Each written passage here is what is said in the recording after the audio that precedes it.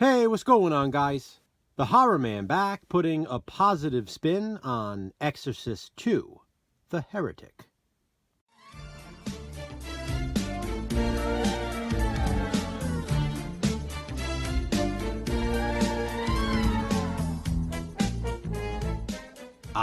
Exorcist II, The Heretic. A universally hated horror sequel.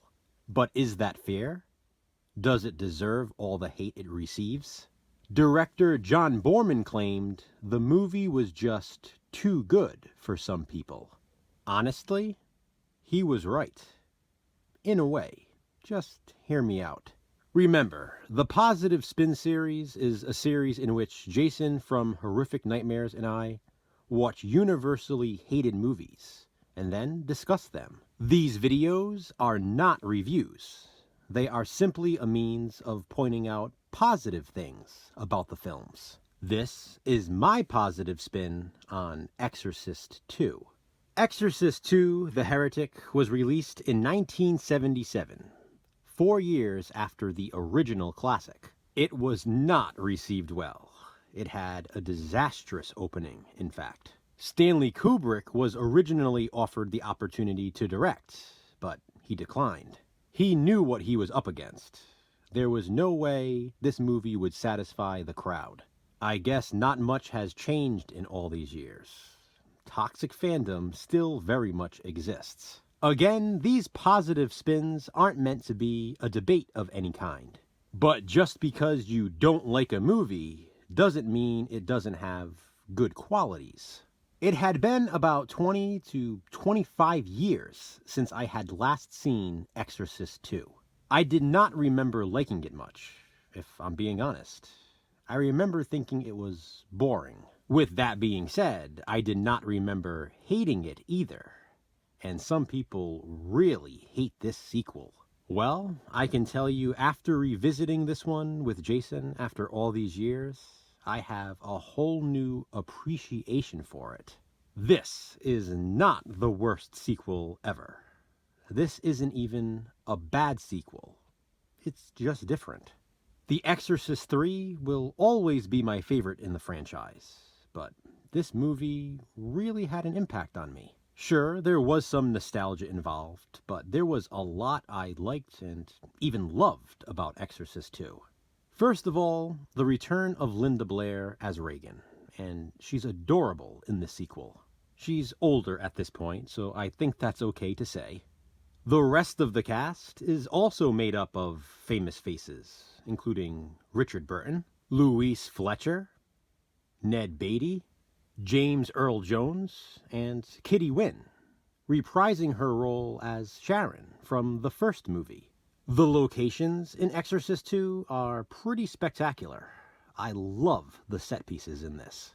The psychiatric building is awesome. I love all of the windows and the modern design. Well, modern for the 70s, that is. And this movie is very 70s. That's a good thing. It's a bit of a time capsule, simply by looking at Linda Blair. There is also a really cool museum where multiple scenes are set.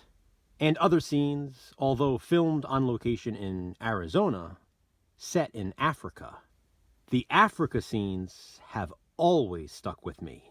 Even though it's been about 25 years since I had seen this, I've always remembered the tribal scenes. There are some genuinely creepy visuals and an unnerving chant. It really adds to the overall surreal feel of the film. Watching Exorcist II, The Heretic is like experiencing a fever dream. Because it's only a movie though, and not an actual fever dream, that's a good thing. It's a nightmarish horror film. There's nothing wrong with that. More horror films, in fact, should strive to be this nightmarish. I also really like the music in Exorcist II. I know a lot of people have an issue with the demonic voice used, but I think it works. The exorcism scenes are very effective, in fact. I can honestly say I am now a fan of Exorcist II, The Heretic. And you know who else is? Martin Scorsese. He really liked this film because he got it. He understood what they were going for. Like I said, John Boorman was right in a way. Exorcist II was too good for some people. By that, I don't mean it in the way you probably think I mean it. Exorcist II, The Heretic is too good in theme. This is a good versus evil movie. It originally disguises itself as a religion versus science movie, but then reveals its true identity later on. A lot of people, it seems, just can't or refuse to see it.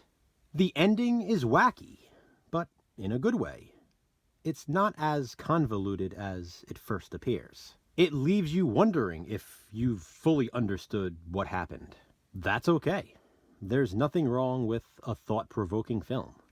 I think I've made my thoughts clear on this one, and I'm glad Jason and I watched it because I was happy to give it a positive spin. What are your thoughts on Exorcist II, The Heretic? Comment below and let me know. Check back soon to see which movie Jason and I watch and give a positive spin next. Until then though, thanks for watching guys. Hit that thumbs up and be kind, subscribe.